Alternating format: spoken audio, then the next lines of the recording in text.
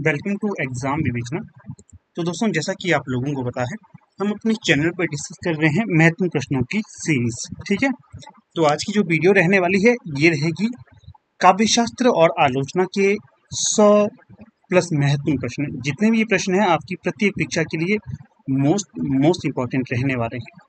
तो ध्यान से नहीं देखिएगा, जो प्रश्न आपको नहीं आते हैं तो उन्हें अपनी कॉपी पे भी आप नोट करते रहिएगा। ठीक है, तो वीडियो को शुरू करने से पहले आपको बता देता हूँ, अगर अभी तक आप हमारे टेलीग्राम, फेसबुक और व्हाट्सएप ग्रुप के साथ नहीं जुड़े हैं तो उनके लिंक डिस्क्रिप्शन बॉक्स में दे दिए गए हैं। उनके साथ भी आप जुड़ सकते हैं, महत्वपूर्ण जानकारी वहाँ पर भी आपको मिलती रहती है समय समय पे। तो वीडियो को शुरू करने से पहले आपको दिखा देता हूँ आज का सुंदर कोट। देखिए कितना सुंदर कोट है। जो किस्मत में नहीं लिखा होता ना, वो मेहनत में जरूर लिखा होता है। आप लोगों ने एक मूवी है मांझी, शायद देखी हो या ना देखी हो, परंतु समय कभी मिले तो जरूर देखिएगा। आजकल देखा करिए क्योंकि आपके साथ आजकल काफ़ी समय रहता है, क्योंकि परीक्षा फिलहाल तो आपकी कोई नहीं है। हाँ, नेट वालों के लिए डेट डिसाइड हो गई है। नेट वाले तो अपनी तैयारी करते रहिए, बाकी लोग देख सकते हैं। आप मांझी मूवी को जरूर देखिए। मांझी मूवी में क्या होता है उसका सार आपको बता देता हूँ। मांझी मूवी में ऐसा होता है कि दशरथ मांझी नामक एक व्यक्ति होता है। तो एक पहाड़ से उसकी जो पत्नी है वो गिरकर मर जाती है। मर तो नहीं जाती, घायल हो जाती है, परंतु वहां पर पहाड़ से जल्दी जल्दी उसे डॉक्टर के पास ले जाने की सुविधा नहीं होती है, क्योंकि पहाड़ों में आपको पता है गाड़ियां एकदम से नहीं आती हैं। यातायात की सुविधा उतनी ढंग की नहीं होती है, जिस कारण उसकी पत्नी मर जाती है। और पहाड़ के दूसरी तरफ ही शहर होता है, परंतु वो उसे समय पे नहीं ले जाता, जिस कारण उसकी पत्नी का अधिक खून निकलता है और वो मर जाती है। तो मांझी ठान लेता है कि ऐसी दुर्घटना कभी दूसरी बार ना हो। वो इस पहाड़ को काट कर वहां से सड़क बनाने का अपना एक निर्णय करता है, और वो किस्मत पे भरोसा नहीं करता, खूब मेहनत करता है और उस पहाड़ को काट देता है और फिर वहां से सड़क बना देता है। और ये काफी चर्चित किस्सा है, कभी आप जरूर सर्च करिएगा। जो मांझी मूवी है, जो पहाड़ काटने की बात की है, ये वास्तविक और सच्ची घटना है। तो इस तरह की चीजों पे आपको विश्वास करना चाहिए, अपनी मेहनत पे विश्वास करना चाहिए।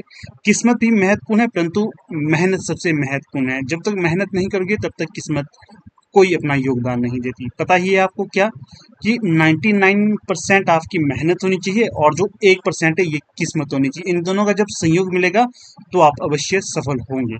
ठीक है, तो चलिए समय अधिक नहीं लेते हैं, आज की जो वीडियो है शुरू कर देते हैं। तो यहाँ देखिएगा पहला प्रश्न क्या पूछा गया है। तो पहले प्रश्न में यहाँ पर पूछा गया है, रस संप्रदाय के प्रवर्तक आचार्य का नाम क्या है। काफी सरल प्रश्न है ये। रस संप्रदाय के प्रवर्तक आचार्य का नाम है भरत मुनि। क्या है? भरत मुनि। विकल्प ए यहाँ पर सही होगा। भरत मुनि के ग्रंथ का नाम क्या है? तो जो आचार्य भरत मुनि है, इनके ग्रंथ का नाम पूछा जाता है। ज्यादा व्याख्यान नहीं दूंगा क्योंकि लेक्चर लंबा हो जाएगा। प्रश्न पढ़ूंगा और उनके उत्तर देता रहूंगा, एक्सप्लेन भी ज्यादा नहीं करूंगा यहाँ पर। भरत मुनि के ग्रंथ का नाम है नाट्य शास्त्र। विकल्प सी यहाँ पर सही होगा, नाट्य शास्त्र। भरत मुनि का समय क्या माना जाता है? तो जो भरत मुनि का समय है ये माना जाता है दूसरी शताब्दी। क्या माना जाता है? दूसरी शताब्दी। ये जो प्रश्न है कई बार परीक्षा में पूछा जाता है। अगला प्रश्न है 4। भरत मुनि ने कितने रस माने? जो भरत मुनि थे इनके द्वारा जो रसों की संख्या मानी गई 8। कितनी? 8। विकल्प बी यहाँ पर सही हो जाएगा। फिर इनमें से रसूत्तर किस आचार्य ने दिया था? दिए गए विकल्पों में से जो रससूत्र दिया गया था तो वो भरत मुनि के द्वारा दिया गया था। किसके द्वारा? भरत मुनि के द्वारा। यहाँ पर जो विकल्प डी है ये सही हो जाएगा। हाँ, आगे बढ़ने से पहले ये भी आपको बता देता हूँ, अगर आप हिंदी साहित्य के किसी भी विषय की तैयारी कर रहे हैं तो इसके लिए हमारी टीम के पास नोट्स अवेलेबल हैं। कोई भी क्वेरी रहती है तो यहाँ पर हमारा व्हाट्सएप नंबर दिया गया है, इस पे आप कांटेक्ट कर सकते हो।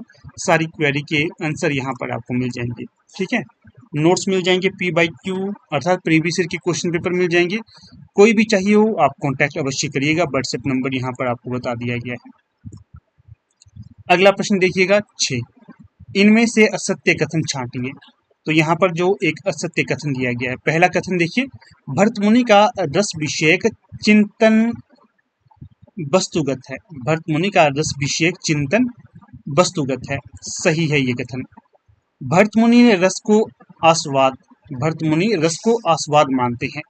तो ये असत्य है, ये सत्य नहीं होगा। ठीक है, आस्वाद नहीं मानते ये। फिर अगला कथन है भरत मुनि के अनुसार स्थायी भाव ही विभाव आदि के संयोग से रस रूप में बदल जाता है। क्या है? भरत मुनि के अनुसार जो स्थायी भाव होता है, स्थायी भाव ही विभाव आदि के संयोग से रस रूप में बदल जाता है, ये भी सही होगा। रस का मूल आधार स्थायी भाव है, ये भी सही है। जब तक स्थायी भाव नहीं होगा तब तक रस का बढ़ना मुश्किल हो जाता है। तो यहाँ पर जो असंगत होगा तो वो होगा विकल्प बी। अगला प्रश्न देखिएगा इनमें से 7, इनमें से कौन सा आचार्य रस सूत्र का व्याख्याता नहीं है? रस सूत्र का व्याख्याता नहीं है वो यहाँ पर बताना है। जैसे कि आपको पता ही है, अभिनव गुप्त है, ये तो हैं, भट्ट नायक हैं, ये भी हैं, भट्ट लोलट है, ये भी हैं, और अभिनव गुप्त, भट्ट नायक, भट्ट लोलट और शंकुक, ये 4 है। कितने हैं? 4 हैं। परंतु जो आनंद वर्धन है ये रस सूत्र के व्याख्याता नहीं है, ये ध्वनिवाद के, ध्वनि संप्रदाय के प्रवर्तक माने जाते हैं, ये ध्यान रखना। अगला प्रश्न देखिए 8, रस सूत्र के प्रथम व्याख्याता आचार्य कौन है? तो जो रस सूत्र के प्रथम व्याख्याता आचार्य माने जाते हैं ये होंगे आपके भट्ट लोलट। कौन है? भट्ट लोलट। विकल्प बी यहाँ पर सही होगा। उत्पत्तिवाद की स्थापना भट्ट लोलट के द्वारा ही की गई थी, ये भी आपको ध्यान रखना है।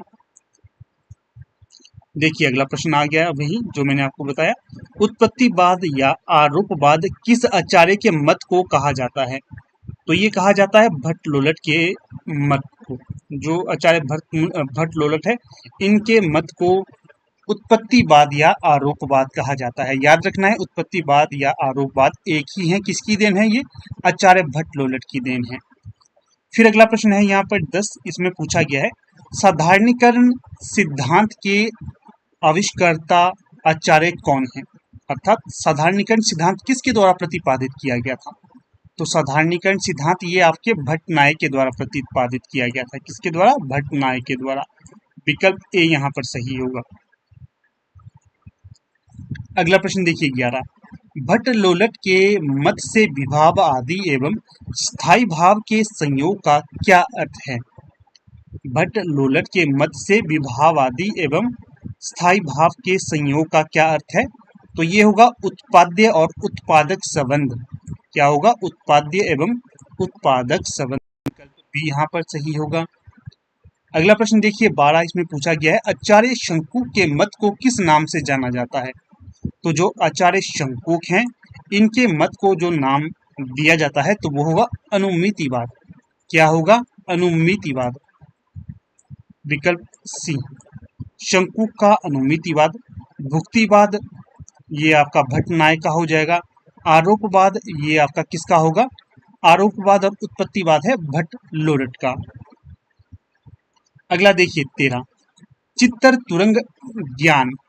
चित्तर तुरंग ज्ञान की अवधारणा का उपयोग किस आचार्य ने रस निष्पत्ति की व्याख्या में किया? तो जो ये किया था ये आचार्य शंकुक के द्वारा किया गया था। किसके द्वारा? आचार्य शंकुक के द्वारा। विकल्प बी यहाँ सही होगा। अगला प्रश्न है 14, शंकुक ने रस सूत्र में संयोग का अर्थ क्या माना है? शंकुक ने रस सूत्र में संयोग का अर्थ क्या माना है? तो ये माना है अनुमिति। क्या माना है? अनुमिति। विकल्प डी यहाँ सही होगा। फिर प्रश्न है 15, इसमें क्या पूछा गया है? भुक्तिवाद किस आचार्य के रस निष्पत्ति संबंधी मत का नाम है? भुक्तिवाद किस आचार्य के रस निष्पत्ति संबंधी मत का नाम है? अभी ऊपर आपको ये बताया था मैंने, तो ये किसका होगा? भट्ट नायक का होगा। ये किसका? भट्ट नायक का। विकल्प डी। अगला है 16, इनमें से साधारणीकरण सिद्धांत किस आचार्य का है? ये भी हमने डिस्कस किया था, भट्ट नायक का ही होगा। ये साधारणीकरण किसकी देन है? भट्ट नायक की। अगला देखिए 17, निम्नलिखित सूचियों को सुमेलित करते हुए सही विकल्प का चयन कीजिए। तो यहाँ पर आचार्य दिया गया है और यहाँ पर मत का नाम दिया गया है। जैसे कि ऊपर ही आपको मैंने सारे मत और आचार्य के बारे में बता दिया था। भट्ट लोलट का क्या बताया आपको? भट्ट लोलट का बताया आपको मैंने आरोपवाद। ठीक है। आचार्य शंकुक का क्या बताया था? शंकुक का था अनुमितिवाद। भट्ट नायक का क्या बताया? भुक्तिवाद। और जो आपके आचार्य अभिनव गुप्त है इनका क्या होगा? अभिव्यक्तिवाद। तो ये ध्यान रखिएगा, भविष्य में कभी पूछा जाएगा तो आप इजीली इसे सही करोगे। तो ए का क्या है? ए का हो जाएगा सी, भट्ट लोलट का आरोपवाद। ए का सी कहाँ पर है? तो देखिए इसी में है, विकल्प ए में ही है ए का सी। तो ये हो जाएगा यहाँ पर सही, ए का सी, 2 का डी, 3 का ए, 4 का बी। अगला प्रश्न 18, आचार्य शुक्ल के अनुसार साधारणीकरण किसका होता है? तो जो आचार्य रामचंद्र शुक्ल है इनके अनुसार साधारणीकरण होता है आलंबनत्व धर्म का। किसका? आलंबनत्व धर्म का साधारणीकरण होता है आचार्य शुक्ल जी के अनुसार, ये माना गया है।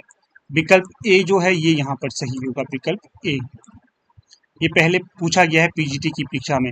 अधिकतर ये भी प्रश्न है जो किसी न किसी परीक्षा में पहले पूछे गए हैं, इसलिए आगामी कोई भी परीक्षा होगी, चाहे नेट हो गया चाहे कमीशन हो गया, वहां पर आपके लिए काफी महत्वपूर्ण होंगे। ये ध्यान से तभी जोर देने के लिए कह रहा हूँ आपको, जोर दीजिएगा इन प्रश्नों पे। अगला प्रश्न देखिए 19, साधारणीकरण का संबंध किस व्यापार से है? जो साधारणीकरण का संबंध होता है ये आपके भावत्व व्यापार से होता है। तो विकल्प जो बी है यहाँ पर ये सही हो जाएगा। अगला देखिए 20, रस सूत्र में संयोग का अर्थ भोज्य और भोजक संबंध किस आचार्य ने माना? भोज्य और भोजक संबंध किस आचार्य ने माना? भट्टनायक के द्वारा। प्रश्न संख्या 21, क्या पूछा गया है? भट्टनायक ने रस का स्थान कहाँ माना है? जो भट्टनायक ने रस का स्थान माना है सहृदय सामाजिक का चित्त। जो भट्टनायक थे ये मानते हैं रस का स्थान आपका सहृदय सामाजिक का चित्त। विकल्प सी यहाँ पर सही हो जाएगा। अगला प्रश्न देखिएगा 22, इसमें क्या पूछा गया है? तो 22 में आपसे पूछा गया है भट्टनायक के भुक्तिवाद का मूल आधार इनमें से क्या है? तो जो भट्टनायक के भुक्तिवाद का मूल आधार है तो वो हो जाएगा यहाँ सांख्य दर्शन से संबंधित। किससे? सांख्य दर्शन से संबंधित। और जो न्याय दर्शन है ये शंकुत से संबंधित होगा। शैव दर्शन ये अभिनव गुप्त के संप्रदाय या फिर अभिनव गुप्त के शैव दर्शन से संबंधित होगा। अगला है, इनमें से साधारणीकरण की स्थिति की तुलना मधुमती भूमिका से किसने की? जो साधारणीकरण की स्थिति की तुलना मधुमती भूमिका से की है वो डॉक्टर श्याम सुंदर दास या फिर बाबू श्याम सुंदर दास के द्वारा की गई है। विकल्प भी यहाँ पर सही होगा। अगला देखिए 24, रस को व्यंजना व्यापार किसने कहा? तो रस को व्यंजना व्यापार कहा गया था अभिनव गुप्त के द्वारा। किसके द्वारा? अभिनव गुप्त के द्वारा। विकल्प सी यहाँ पर सही होगा। अगला प्रश्न देखिए 25, अभिनव गुप्त के रस निष्पत्ति संबंधी मत को किस नाम से जाना जाता है? अभिनव गुप्त के रस निष्पत्ति संबंधी मत को किस नाम से जाना जाता है? ये आपको मैंने बताया था अभिव्यक्तिवाद के नाम से, अभिव्यक्तिवाद नाम से। विकल्प भी यहाँ सही होगा हमारा। अगला प्रश्न देखिए 26, अभिनव गुप्त का रस निष्पत्ति संबंधी मत किस दार्शनिक मत पर आधारित है? ये हमने ऊपर ही पढ़ा, शैव दर्शन पर। किस पे है आधारित? शैव दर्शन पर आधारित है। अगला देखिए 27, रस सूत्र में संयोग का अर्थ व्यंग्य व्यंजक संबंध माना है। रस सूत्र में संयोग का अर्थ व्यंग्य व्यंजक संबंध माना है अभिनव गुप्त के द्वारा। किसके द्वारा? अभिनव गुप्त के द्वारा माना गया है ये। विकल्प सी यहाँ पर सही है। फिर है 28, इनमें से कौन सा कथन असत्य है? इनमें से जो असत्य कथन होगा तो वो देखिए, पहले कथन सारे देख लेते हैं। रस ब्रह्मानंद सहोदर होता है। क्या रस ब्रह्मानंद सहोदर है? बिल्कुल सही। रस की उत्पत्ति सतगुण के उद्रेक से होती है, ये भी सही होगा। रस लोकोत्तर चमत्कार है, ये भी सही है। रस आस्वाद्य है, ये गलत है, ये यहाँ पर असत्य हो जाएगा, इसलिए सी यहाँ पर चयनित होगा हमारा। अगला प्रश्न देखिए 29, स्थायी भाव की संख्या कितनी मानी गई है? अगर पूछा जाता भर्त मुनि के द्वारा स्थायी भाव की संख्या कितनी मानी गई तो वो होता 8, परंतु ये नॉर्मल प्रश्न पूछा गया है। नॉर्मल आधार पर स्थायी भाव की संख्या कितनी है? 9। रस कितने हैं? 9। ये ध्यान रखना है आपने। अगला प्रश्न देखिए 30, इनमें से कौन सा स्थायी भाव नहीं है? तो देखिए शोक, भय, विस्मय, ये हैं आपके स्थायी भाव, परंतु जो हर्ष है ये स्थायी भाव के अंतर्गत नहीं आता है, तो इसका आपने ये ध्यान रखना है।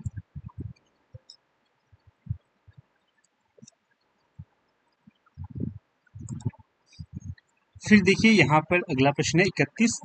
इसमें क्या पूछा गया है, निम्नलिखित सूचियों को सुमेलित कीजिए तथा उपयुक्त विकल्प का चयन भी करें। तो यहाँ पर एक तरफ रस दिया गया है और दूसरी तरफ स्थायी भाव। तो अगर हम इसका मिलान करते हैं तो देखिए श्रृंगार रस, तो श्रृंगार रस का स्थायी भाव क्या है, तो श्रृंगार रस का स्थायी भाव है रति। क्या होगा, श्रृंगार का हो जाएगा रति। फिर करुण रस का स्थायी भाव क्या है, तो मान लीजिए अगर आप ए का बी ही कर लेते हैं तो देखिए कितने विकल्पों में, ओनली विकल्प ए में ही है ये। करुण रस का स्थायी भाव क्या होगा, करुण रस का हो जाएगा शोक।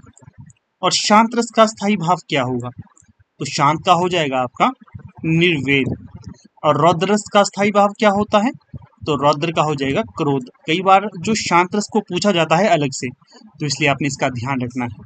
तो यहाँ पर जो विकल्प ए है ये सही हो जाएगा, ए का बी, 3 का डी, सी का 2 और 4 का सी, ये ध्यान रखना है। अगले प्रश्न को देखिए 32। इसमें क्या पूछा गया है, किस रस को रसराज की संज्ञा दी गई है। तो जो श्रृंगार रस है इसे रसराज की संज्ञा भी दी जाती है, तो इसका ध्यान रखना है। कई बार ये भी प्रश्न पूछा जाता है श्रृंगार किस तरह से लिखा जाता है, तो श्रृंगार लिखने का ये सही रूप है, अशुद्धि नहीं है यहाँ पर इसकी, ठीक। अगला देखिए 33। आलंबन की चेष्टाओं को क्या कहा जाता है, तो आलंबन की चेष्टाओं को कहा जाता है उद्दीपन। क्या कहा जाता है, उद्दीपन। ध्यान रखिएगा इस प्रश्न का भी, ये भी महत्वपूर्ण है। अगला प्रश्न है 34। इसमें पूछा गया है, आश्रय की चेष्टाएं इनमें से किस वर्ग के अंतर्गत आती हैं। तो आश्रय की चेष्टाएं जो वर्ग में आती हैं तो उसे कहा गया है अनुभाव। अनुभाव के अंतर्गत आश्रय की चेष्टाएं आती हैं, विकल्प ए यहाँ पर सही होगा। अगला है 35। सात्विक अनुभावों की संख्या कितनी मानी गई है। सात्विक अनुभावों की संख्या मानी गई है 8। कितनी, 8 मानी गई है। अगला प्रश्न देखिए 36। संचारी भावों की संख्या कितनी मानी गई है। तो जो संचारी भाव है इनकी संख्या 33 मानी जाती है। कितनी, 33, विकल्प सी यहाँ सही होगा। अगला है 37। इसमें पूछा गया है, भाव का बोध कराने वाले कारण क्या कहलाते हैं। जो भाव का बोध कराने वाले कारण होते हैं वे कहलाते हैं अनुभाव। यहाँ पर सही विकल्प हो जाएगा विकल्प डी, ठीक है, डी सही हो जाएगा इसका। अगला जो प्रश्न है यहाँ पर देखिएगा 38। इसमें क्या पूछा गया है 38 में, तो इसमें आपसे पूछा गया है इनमें से कौन सा अनुभाव के अंतर्गत नहीं आता। तो जो अनुभाव के अंतर्गत नहीं आता है तो वो होगा आपका ग्लानि। ये अनुभाव के अंतर्गत नहीं आता है ग्लानि। स्वेद, रोमांच, अश्रु, स्वेद, रोमांच, अश्रु, ये आपके अनुभाव के अंतर्गत आते हैं। इसका भी आपने ध्यान रखना है क्योंकि इसी तरह के प्रश्न आगे आपसे परीक्षा में पूछे जा सकते हैं। फिर प्रश्न है 39। इनमें से संचारी भाव कौन सा है। यहाँ पर आपके समक्ष 4 विकल्प दिए गए हैं, इनमें एक संचारी भाव है तो वो बताना है। तो देखिए जो संचारी भाव है वो होंगे आपके अपस्मार्ट, ब्रीडा, अवहिथा, ये सारे के सारे हैं आपके संचारी भाव। विकल्प डी यहाँ पर सही होगा। अगला है 40। इसमें क्या पूछा गया है, असूया इनमें से किस वर्ग में आएगा। तो जो असूया है ये है आपका संचारी भाव, ठीक है, तो ये आएगा सी के अंतर्गत, संचारी भाव के अंतर्गत। अगला प्रश्न 41। निम्न सूचियों को सुमेलित करते हुए सही विकल्प का चयन कीजिए। तो यहाँ पर जो सुमेलित करते हैं सूची 1 और सूची 2 के साथ, तो देखिएगा जो गर्व है ये कहाँ पर आता है, गर्व आपका ये आता है संचारी भाव के अंतर्गत। और अश्रु, अभी हमने ऊपर देखा था अश्रु किसके अंतर्गत आता है, तो अश्रु आता है अनुभाव के अंतर्गत। और रति, रति क्या है, रति है आपका स्थायी भाव। और वत्सल, ये जो वत्सल है ये क्या है, ये वात्सल्य रस के अंतर्गत आता है। इस प्रकार से जो यहाँ पर सही रूप होगा तो वो होगा ए का बी। ए का बी कहाँ पर है? विकल्प 2 में ही ए का बी है। 2 का सी है, 3 का डी है, 4 का ए है। इसलिए जो विकल्प बी है यहाँ पर ये सही हो जाएगा। अगले प्रश्न को देखिएगा 42 को। इसमें क्या पूछा गया है आपसे? इसमें पूछा गया है निम्न कथनों में से असत्य कथन छांटिए। तो यहाँ पर एक असत्य कथन है, उसका हमने चुनाव करना है। कथन एक है उग्रता संचारी भाव है। जो उग्रता है ये संचारी भाव है, हाँ जी सही है। विभावादि के विशेषत्व का परिहार साधारणीकरण है। विभावादि के विशेषत्व का परिहार साधारणीकरण है, ये भी सही है। शोक करुण रस का स्थायी भाव है। शोक करुण रस का स्थायी भाव है, ये भी सही होगा। और अगला है साधारणीकरण रसास्वाद के बाद की प्रक्रिया है। साधारणीकरण रसास्वाद के बाद की प्रक्रिया है, ये असंगत हो जाएगा। यहाँ पर साधारणीकरण होता है साधारणीकरण, ठीक है। रसास्वादन के बाद तो इसका कोई प्रयोग नहीं होता है, तो जो असत्य होगा विकल्प 2 होगा यहाँ पर। अगला देखिए 43। इनमें से आचार्य विश्वनाथ का मत कौन सा है? तो जो आचार्य विश्वनाथ का मत होगा तो वो होगा विकल्प ए, 43 का ए। ये मत है विश्वनाथ जी का, आचार्य विश्वनाथ का। आश्रय के साथ सामाजिक का तारतम्य हो जाना साधारणीकरण है, ये मत होगा विश्वनाथ जी का।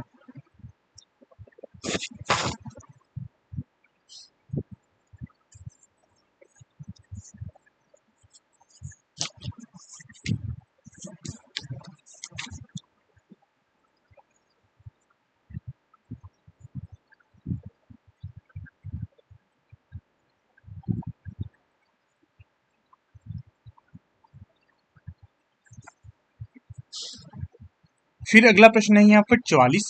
इसमें क्या पूछा गया है? व्यंजना शब्द शक्ति का संबंध किससे होता है?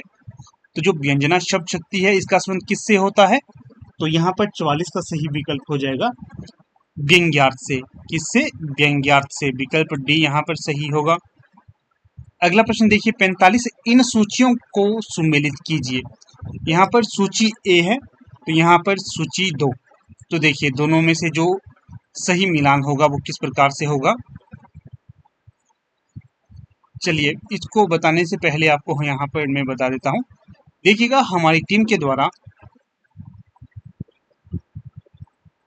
हिंदी साहित्य के लिए, चाहे अगर आप तैयारी कर रहे हैं LT TET, LT commission, TGT, PGT Hindi, NET SET, JRF इत्यादि, इसके लिए अगर आप तैयारी कर रहे हैं, इसके लिए हमारी टीम के द्वारा हार्ड बुक के तौर पर नोट्स तैयार किए गए हैं। स्पाइरल नोट्स हैं। अगर किसी की भी कोई क्वेरी रहती है इन नोट्स को लेने के लिए, बुकलेट सीरीज में हमारे पास ये उपलब्ध है। 1500 प्लस महत्वपूर्ण क्वेश्चन है इसमें। अगर आप एक बार इन 1500 क्वेश्चन को पढ़ लेते हैं तो काफी चीजें आपको पता चल जाती हैं, क्योंकि ये जो पहले प्रश्न पूछे गए थे उन्हीं को आधार बनाकर यहाँ पर ये बुकलेट हमारे द्वारा तैयार की गई है। हार्ड कॉपी के द्वारा आपको ये उपलब्ध होगी, ठीक है। प्राइस भी इसका 450 रखा गया है, आपको ये पोस्ट कर दी जाएगी। कोई क्वेरी इस बुकलेट को लेने के लिए अगर आपकी रहती है तो यहाँ पर हमारा ये व्हाट्सएप नंबर भी दिया गया है, इस पर आप व्हाट्सएप करिएगा, सारी क्वेरी के आपको उत्तर मिल जाएंगे, ठीक है। प्रीवियस क्वेश्चन पर आधारित है, डिटेल्ड एक्सप्लेन किए गए हैं, मोस्ट एक्सपेक्टेड है नेक्स्ट एग्जाम के लिए आपके लिए, और सारे महत्वपूर्ण क्वेश्चन आपको यहाँ पर अवेलेबल होंगे।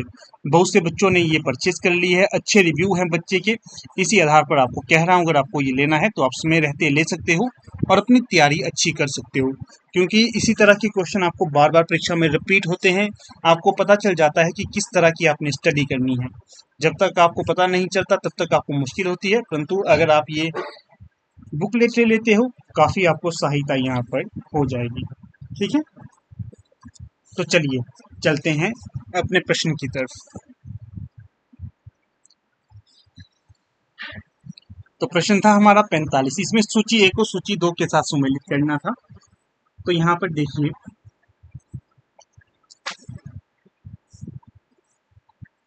जो लक्ष्यार्थ है ये कहाँ पर आएगा? लक्ष्यार्थ आपका, तो लक्ष्यार्थ होता है लक्षणा के अंतर्गत। इसको बड़ा कर देता हूँ। व्यंग्यार्थ, व्यंग्यार्थ आपका आएगा व्यंजना के अंतर्गत, व्यंग्यार्थ व्यंजना के अंतर्गत। वाच्यार्थ है ये आएगा आपका कोशगत अर्थ है वाच्यार्थ का। अविधेयार्थ ये आपका अविदा के अंतर्गत आएगा। इस प्रकार से सुमेलित रूप ये हो जाएगा यहाँ पर आपका, ठीक है, सूची 1 का सूची 2 के साथ। तो सही जो विकल्प होगा सी। अगला प्रश्न देखिए यहाँ पर 46, इसमें क्या पूछा गया है, रूढ़ि अथवा प्रयोजन के आधार पर किस शब्द शक्ति में अर्थ ग्रहण किया जाता है। तो जो लक्षणा शब्द शक्ति है इसमें अर्थ ग्रहण किया जाता है, विकल्प बी यहाँ पर सही होगा।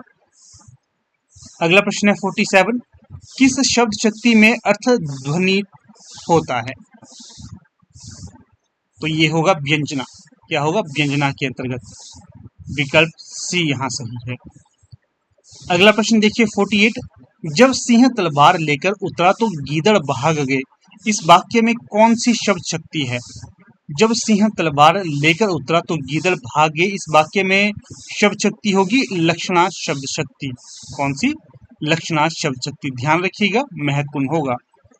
49, घर गंगा में है, घर गंगा में है, इस वाक्य में कौन सी शब्द शक्ति है। तो ये है व्यंजना या व्यंजन शब्द शक्ति, विकल्प बी। प्रश्न संख्या 50, उदित उदय गिरी मंच पर रघुवर बाल पतंग में कौन सा शब्द शक्ति का प्रयोग किया गया है। तो ये होगा सारूपा लक्षणा शब्द शक्ति, विकल्प बी सही है। और ये काफी महत्वपूर्ण भी है, परीक्षा हेतु देखिएगा पूछा जाएगा भविष्य में ये। अगला है अलंकार संप्रदाय के प्रवर्तक का नाम बताइए। अलंकार संप्रदाय किसके द्वारा प्रतिपादित किया गया था। तो ये किया गया था आचार्य भामह के द्वारा। किसके द्वारा, आचार्य भामह के द्वारा, विकल्प सी सही है। केशवदास भी अलंकारवादी आचार्य थे, जयदेव भी, और आचार्य कुंतक का भी इसकी तरफ झुकाव रहता है अलंकार की तरफ।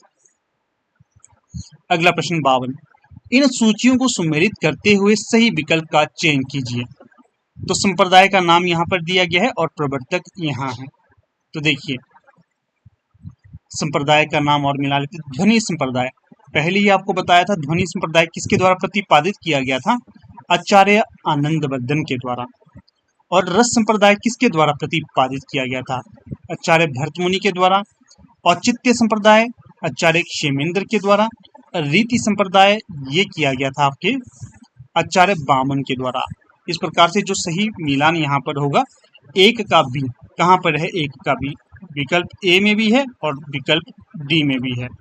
अगला देख लेते हैं, रस संप्रदाय किसके द्वारा प्रतिपादित किया गया था, भरतमुनि जी के द्वारा। 2 का डी कहाँ पर है, ये देखिए 2 का डी यहाँ पर भी है और यहाँ पर भी है, कोई बात नहीं, अगला भी मिला लेते हैं। औचित्य संप्रदाय किसके द्वारा प्रतिपादित किया गया है, औचित्य संप्रदाय किया गया है आपके क्षेमेंद्र के द्वारा। 3 का 1 कहाँ है, 3 का 1 है सिर्फ विकल्प डी में, इसलिए जो विकल्प डी है यहाँ पर हमारा ये सही हो जाएगा। अगला प्रश्न देखिए 53, काव्यशास्त्र के इन ग्रंथों को सूचियों को काव्यशास्त्र के इन ग्रंथों की सूचियों को सुमेलित कीजिए। तो ग्रंथ इस तरफ दिए गए हैं और इसके रचनाकार इस तरफ दिए गए हैं, तो इनका भी हम मिलान कर लेते हैं। जैसे ध्वन्यालोक किसके द्वारा लिखा गया था, ध्वन्यालोक तो ध्वनि से संबंधित है, तो ये आनंदवर्धन जी के द्वारा लिखा गया था। साहित्य दर्पण ये किसके द्वारा लिखा गया था, आचार्य विश्वनाथ जी के द्वारा लिखा गया था। रस गंगाधर ये किसके द्वारा लिखा गया था, रस गंगाधर पंडित राज जगन्नाथ के द्वारा। और जो काव्य प्रकाश है ये ममट जी के द्वारा लिखा गया था। इस प्रकार से ये यहाँ पर सही सुमेलित रूप हो जाएगा। जो सही विकल्प है तो वो होगा विकल्प 2 अर्थात विकल्प बी। अगला प्रश्न देखिएगा यहाँ पर 54, इनमें से असत्य कथन कौन सा है। पहले सारे कथन पढ़ लेते हैं। प्रतीयमान अर्थ का संबंध व्यंग्यार्थ से है, सही है ये। ध्वनि काव्य में व्यंग्यार्थ प्रमुख होता है, ये भी सही है। चित्र काव्य में व्यंग्यार्थ नहीं होता, चित्रकार काव्य में बिल्कुल व्यंग्यार्थ नहीं होता है, तो ये भी सही हो जाएगा।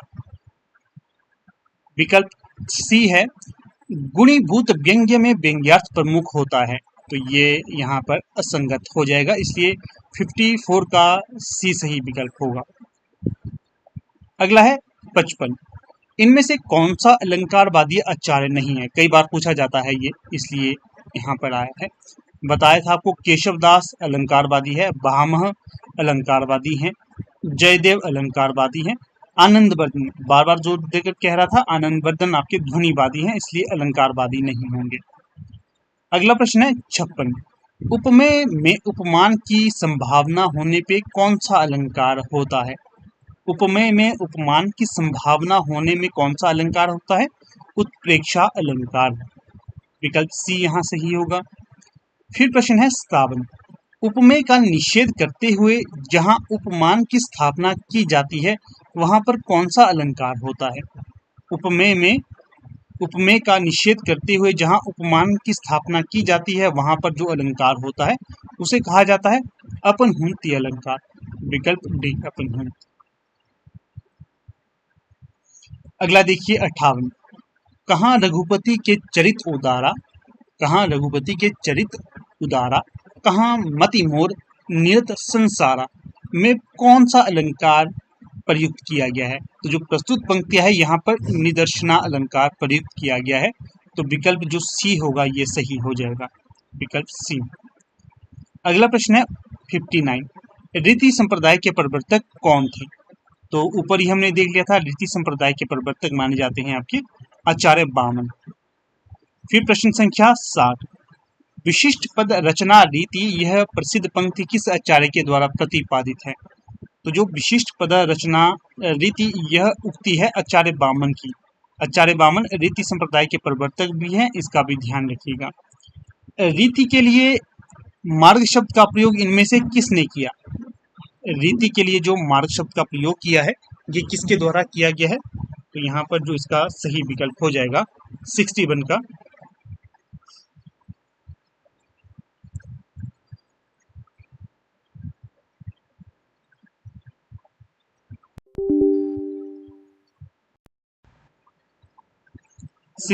देखिए जो सही विकल्प होगा, विकल्प ए, कुंतक के द्वारा ये किया गया था। अगला प्रश्न है 62। रीति के लिए वृत्ति शब्द का प्रयोग किस आचार्य ने किया है? रीति के लिए वृत्ति शब्द का प्रयोग किस आचार्य ने किया है? तो ये किया है आचार्य ममट के द्वारा। 62 का इन। अगले प्रश्न को देखिए, इसके पश्चात काव्य गुणों की संख्या कितनी है? तो जो काव्य गुणों की संख्या मानी जाती है कितनी है? 10। इसके पश्चात अगला प्रश्न है 64। इनमें से असत्य कथन छांटिए। तो यहाँ पर जो असत्य कथन होगा, तो पहले सारे कथन देख लेते हैं। ममट ने दोषहीनता को काव्य का लक्षण माना है, बिल्कुल सही है ये। नियत वर्ण व्यापार को वृत्ति कहा जाता है, ये भी सही है। पांचाली रीति में माधुर्य एवं सकुमार्य गुण होते हैं, ये भी सही है। फिर सी है, वैदर्भी रीति का मूल आधार ओज गुण होता है, तो ये असंगत हो जाएगा। वैदर्भी रीति का मूल आधार ओज गुण नहीं होता है, तो सी यहाँ पर उत्तर हो जाएगा, सी। अगला प्रश्न देखिए 65। काव्य अथवा नाटक में वर्णित विषय सदैव विशेष होता है, सामान्य नहीं। वह व्यक्ति सामने लाता है, जाति नहीं। यह कथन किसका है? आचार्य रामचंद्र शुक्ल का ये कथन होगा। क्या कहते हैं आचार्य रामचंद्र शुक्ल? काव्य अथवा नाटक में वर्णित विषय सदैव विशेष होता है, सामान्य नहीं। वह व्यक्ति सामने लाता है, जाति नहीं। यह कथन किसका है? आचार्य रामचंद्र शुक्ल जी का। 65 का जो सही विकल्प होगा तो वो होगा विकल्प बी। अगले प्रश्न को देखिएगा, इसके पश्चात अभिनव गुप्त का अभिव्यक्तिवाद किस दर्शन पर आधारित है? ऊपर ही देखा था हमने, ये शैव दर्शन पर आधारित है। साधारणीकरण का संबंध इनमें से किस से है? तो जो साधारणीकरण का संबंध है वो होगा आपका भावक व्यापार से संबंधित, विकल्प बी। शांत रस को महत्व देते हुए किस आचार्य ने तत्व ज्ञान को उनका स्थायी भाव माना है, या तत्व ज्ञान को उसका स्थायी भाव माना है? तो ये अभिनव गुप्त के द्वारा कहा गया था, विकल्प सी यहाँ पर भी सही हो जाएगा। अगला प्रश्न देखिएगा यहाँ पर 69। रस सूत्र में किन दो शब्दों की व्याख्या अपेक्षित रही है? तो ये होगी आपकी संयोग और निष्पत्ति की। कौन कौन से दो शब्द है? संयोग और निष्पत्ति। आचार्य कुंतक ने वैदर्भी, गौड़ी और पांचाली को क्या नाम दिया है? तो जो आचार्य कुंतक थे, इनके द्वारा जो वैदर्भी, गौड़ी और पांचाली को जो नाम दिए गए हैं, तो वो दिए गए हैं सुकुमार, विचित्र और मध्यम मार्ग। वैदर्भी को आचार्य कुंतक कहते हैं सुकुमार, गौड़ी को विचित्र और पांचाली को मध्यम मार्ग। अगला प्रश्न है 71। दृष्टिकूट पदों में कौन सा दोष पाया जाता है? तो जो दृष्टिकूट पद हैं, इनमें जो दोष पाया जाता है तो वो होगा आपका क्लिष्ट दोष, विकल्प बी। अगला है 72। लोक व्यवहार में प्रयुक्त ना होने वाले शब्दों का काव्य में प्रयोग करने पर कौन सा दोष माना जाता है? लोक व्यवहार में प्रयुक्त ना होने वाले शब्दों को कहा जाता है कई बार अश्लीलत्व दोष, अर्थात अश्लीलता उसमें होती है, उस आधार पर ये लोक व्यवहार में प्रयोग नहीं किए जाते हैं, अश्लीलता का दोष कहा जाता है या फिर अश्लीलत्व दोष कहा जाता है। अगला प्रश्न है 73। क्या पूछा गया है इसमें? काव्य में अनावश्यक शब्दों का प्रयोग होने पर कौन सा दोष होता है? तो यहाँ पर जो दोष होता है अधिक पदत्व दोष। क्या कहा गया है? अनावश्यक शब्दों का प्रयोग होने पर अधिक होगा ही ना कुछ, तो फिर अधिक पदत्व दोष कहा जाता है इसमें। अगला है 74। कार्य और कारण में संगति ना होने पर कौन सा अलंकार होता है? कार्य और कारण में संगति ना होने पर जो अलंकार होता है तो वो होता है असंगति, क्योंकि संगति ही नहीं हो रहा है। क्या है? कार्य और कारण में संगति नहीं होनी, वही तो असंगति कही जाएगी, इसलिए असंगति दोष यहाँ पर प्रयुक्त होगा। जो ये ध्यान से पढ़ोगे ना, सारे दोष यहाँ से आपके क्लियर हो जाएंगे। अगला देखिए 75। कारण ना होने पर भी यदि कार्य संपन्न हो रहा है, वहां पर कौन सा अलंकार माना जाता है? तो ये होगा विभावना अलंकार। कौन सा अलंकार? विभावना अलंकार। कारण ना होने पर भी यदि कार्य संपन्न हो रहा है तो वहां पर होगा विभावना अलंकार। अगला प्रश्न देखिएगा 76। कारण सहित उपमेय का उत्कर्ष कहाँ दिखाया जाए, वहां पर कौन सा अलंकार है? पंक्ति क्या है? कारण सहित उपमेय का उत्कर्ष जहां दिखाया जाए वहां पर कौन सा अलंकार होगा? तो वहां पर होगा अलंकार व्यतिरेक अलंकार, विकल्प डी। अगला देखिए 77। कौन सा युग्म इनमें विपरीत लक्षण रखता है? कौन सा अलंकार युग्म इनमें विपरीत लक्षण रखता है? उपमा का रूपक सही है, उपमा का उत्प्रेक्षा, ये उपमा का उत्प्रेक्षा ये भी है।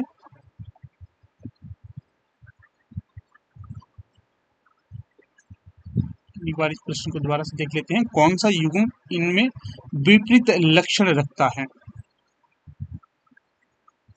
हाँ, ये ठीक है, ठीक है।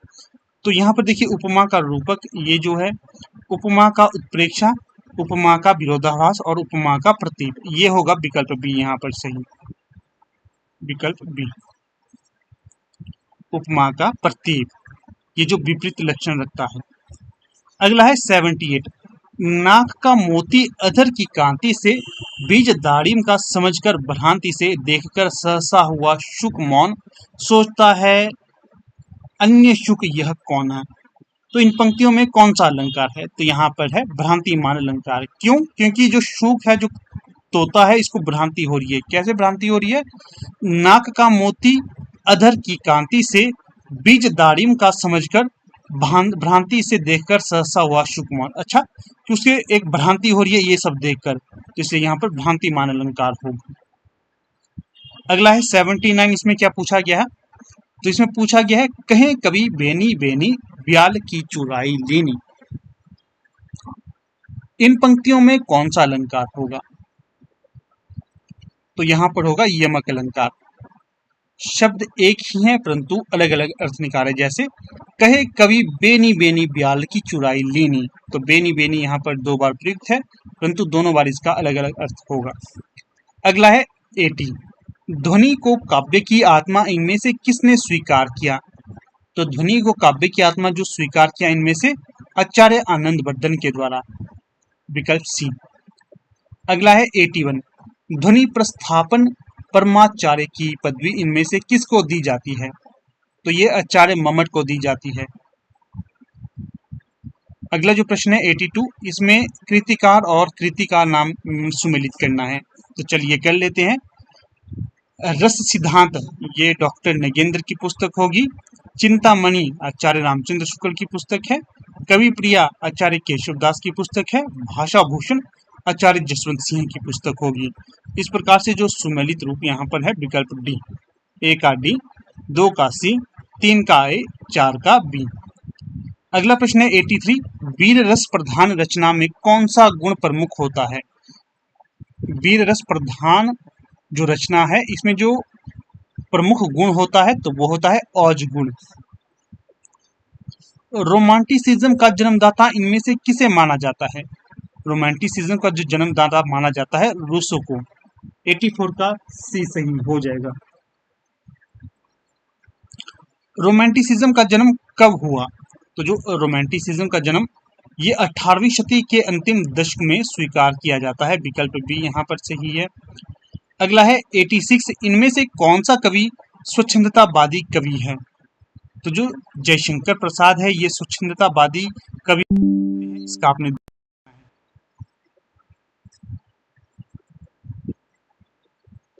इनमें से कौन सी विशेषता स्वच्छंदतावाद की नहीं है? पलायनवाद, प्रकृति प्रेम, रहस्यवाद, राष्ट्रीयता। तो जो राष्ट्रीयता ये स्वच्छंदतावादियों की प्रवृत्ति नहीं है या विशेषता नहीं है, बाकी तीनों होंगी।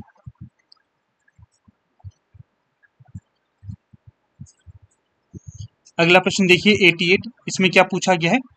बिंब अभिधा की अपेक्षा लक्षणा और व्यंजना पर आधारित होता है, ये कथन किस समीक्षक का है? तो ये केदारनाथ सिंह का कथन होगा। अगला है चाक्षुक बिंब का संबंध किससे होता है? चाक्षु, चक्षु कहते हैं ना नेत्रों को, तो चाक्षुक होगा नेत्रों से संबंधित बिंब। दिवास्वापन क्या है? दिवास्वापनात्मक अथवा दुख स्वापनात्मक बिंब का दूसरा नाम क्या है? तो ये होगा फैंटेसी। 90 का सही विकल्प होगा सी। अगला है मिथक के बारे में क्या सत्य नहीं है? तो जो मिथक के बारे में सत्य नहीं होगा तो विकल्प ए। मिथक का संबंध अति मानवीय क्रियाकलापों से होता है, ये सत्य नहीं है। बाकी जो सत्य है वह अनेक आद्य बिंबों का गुच्छ होता है, सही है। इसकी घटनाएं बिना तर्क के स्वीकार कर ली जाती हैं, बिल्कुल सही। यह कल्पना पर आधारित होता है, ये भी सही होगा। काव्य शोभा करान धर्मान अलंकार प्रक्षते, यह प्रसिद्ध परिभाषा किसके द्वारा प्रतिपादित है? तो जो 92 का सही विकल्प हो जाएगा तो वो हो जाएगा विकल्प बी, दंडी के द्वारा ये परिभाषा प्रस्तुत की गई थी।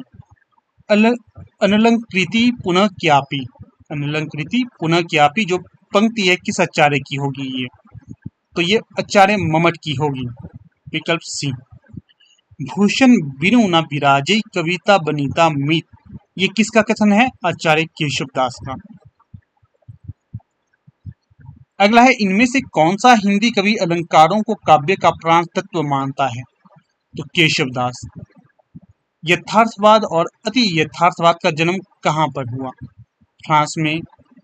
इनमें से किस आचार्य ने वाक्यम रसात्मकम काव्यम कहा? आचार्य विश्वनाथ के द्वारा।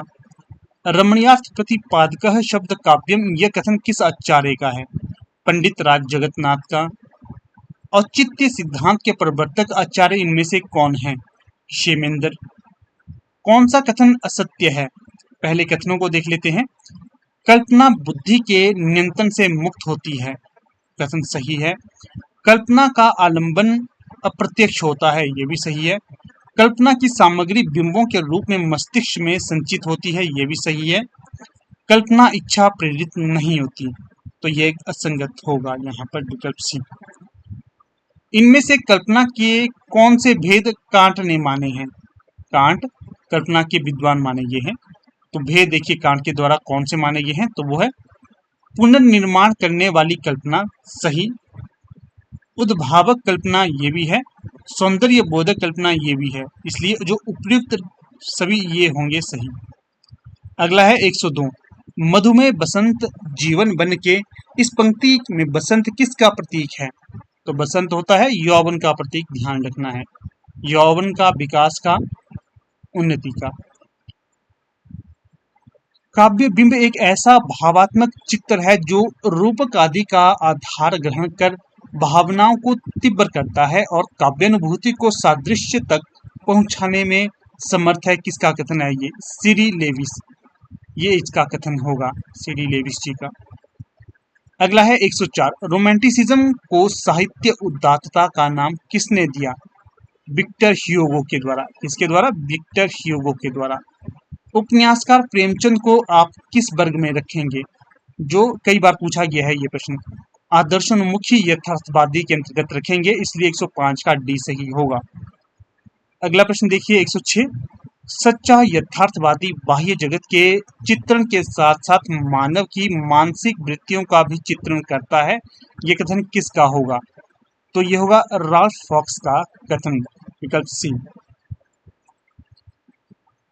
तो देखिएगा दोस्तों, कुछ इस प्रकार से आज का ये हमारा लेक्चर था। ठीक है, जो ये मैंने आपको प्रश्न यहाँ पर करवाए, ध्यान से देखोगे, ना केवल ये आपके किसी एक परीक्षा तक सीमित है, अपितु जैसे टेट और कमीशन और नेट में तो ये लगातार प्रश्न कई पूछे जाते हैं। ज्यादातर टेट और कमीशन की बात करूं, अगर आप इन परीक्षाओं की तैयारी कर रहे हैं और यहीं से पढ़ रहे हैं, इससे बाहर आपका प्रश्न नहीं पूछा जाएगा, इसलिए ध्यान से इनको पढ़ते रहिएगा, आपको काफी लाभ मिलेगा। बाकी पीजीटी और नेट और सेट के लिए भी यहाँ से प्रश्न पूछे जाते हैं, इसलिए ये भी आपके लिए महत्वपूर्ण होगा। ठीक है, तो देखिए, फिर से वीडियो को समाप्त करने से पहले यहाँ पर आपको बता देता हूँ, हमने लगभग 106 प्रश्न ये डिस्कस करे। ध्यान से देखोगे तो आपको परीक्षा में ये नजर आएंगे।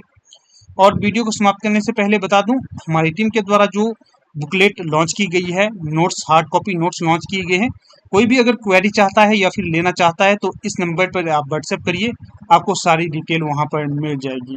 काफ़ी महत्वपूर्ण और इंटरेस्टेड क्वेश्चन है यहाँ पर इस बुकलेट में, 1500 प्लस हैं। कोई भी क्वेरी रहती है तो आप इस नंबर पे कांटेक्ट कर सकते हैं और आपको ये आपके घर में पोस्ट कर दी जाएगी, कि आपके घर में बैठे बैठे आपको ये नोट्स अवेलेबल हो जाएंगे। ठीक है, तो चलिए अब यहाँ पर वीडियो का समाप्त कर देते हैं। पीडीएफ इत्यादि के लिए आप हमारे टेलीग्राम, व्हाट्सएप और फेसबुक ग्रुप और चैनल को ज्वाइन कर सकते हैं, वहाँ पर आपको ये चीज़ें उपलब्ध करवा दी जाएंगी। धन्यवाद।